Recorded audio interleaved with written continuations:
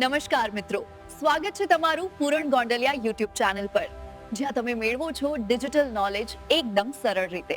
નમસ્કાર મિત્રો, હવે મોટા ભાગે ઓનલાઈન ફોર્મ ભરવામાં પાસપોર્ટ ફોટો આપણે જે અપલોડ કરીએ છીએ એની સાઇઝ 15 KB રાખવાની સૂચના હોય છે.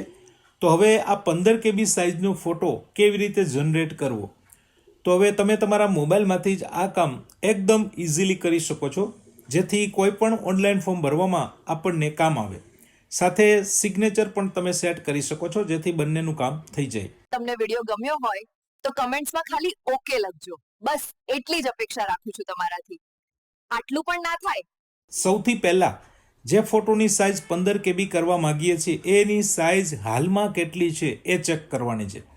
ફોટો ઉપર એક ટચ કરશું એટલે નીચે જે ઓપ્શન મળે છે એમાંથી 3 ડોટ ઉપર જશું એટલે આવા કેટલાક ઓપ્શન મળશે, જેમાંથી છેલ્લું ઓપ્શન હશે ડિટેલ્સ.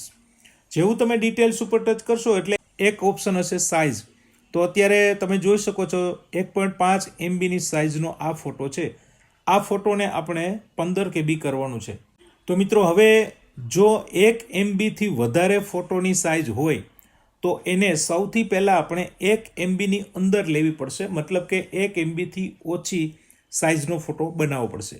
અને આના માટે સૌથી ઇઝી રસ્તો એ છે કે આ ફોટો તમારા જ વોટ્સએપ નંબરમાં સેન્ડ કરો અથવા તો તમારા ફેમિલી મેમ્બરના નંબરમાં સેન્ડ કરો, એટલે વોટ્સએપ ઓટોમેટિક ફોટોની સાઇઝ નાની કરી આપશે અને એ પછી ફોટો પાછો તમારા નંબરમાં મોકલો, એટલે હવે જે ફોટો તમારી પાસે આવશે એ 500 KBની અંદર હશે.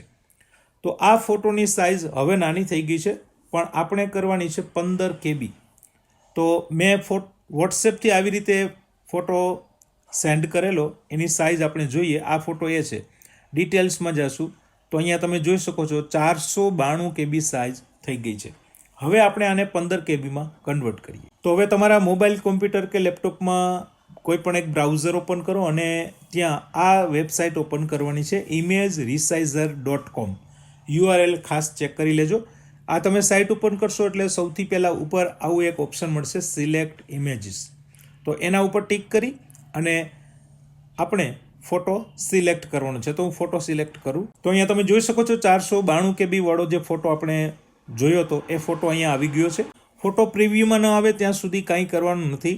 ફોટો ડિસ્પ્લેમાં આપણી સામે દેખાય પછી નીચે એક ઓપ્શન હશે રીસાઇઝ સેટિંગ્સ, તો એના ઉપર જવાનું છે. અહીંયા 3 ઓપ્શન દેખાશે પણ આપણે એમાં કોઈ ચેન્જ કરવાનું નથી.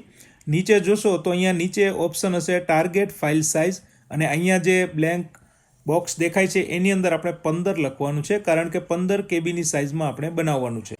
ત્યાર પછી નીચે ઓપ્શન છે સેવ ઇમેજ એઝ. ઓરિજિનલ લખ્યું છે એના ઉપર ટચ કરીએ અને એમાંથી ઓપ્શન સિલેક્ટ કરીએ JPG. ત્યાર પછી રીસાઇઝ ઇમેજ લખ્યું છે એના ઉપર ટિક કરીએ. તો હવે તમે જોઈ શકો છો આપણો ફોટો ન્યૂ સાઇઝ 13.49 KBમાં સેટ થઈ ગયો છે.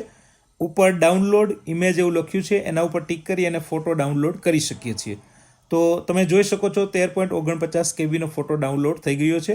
ઓપન કરીએ, તમે જુઓ ફોટોની ક્લિયરિટી એટલી જ છે. તો મિત્રો, જોઈને તમે આસાનીથી આપણે આ કામ કરી શકીએ છીએ. આવી જ રીતે તમે સિગ્નેચરની સાઇઝ પણ જેટલા KB રાખવી હોય એ આ જ વેબસાઇટ ઉપરથી સેટ કરી શકો છો.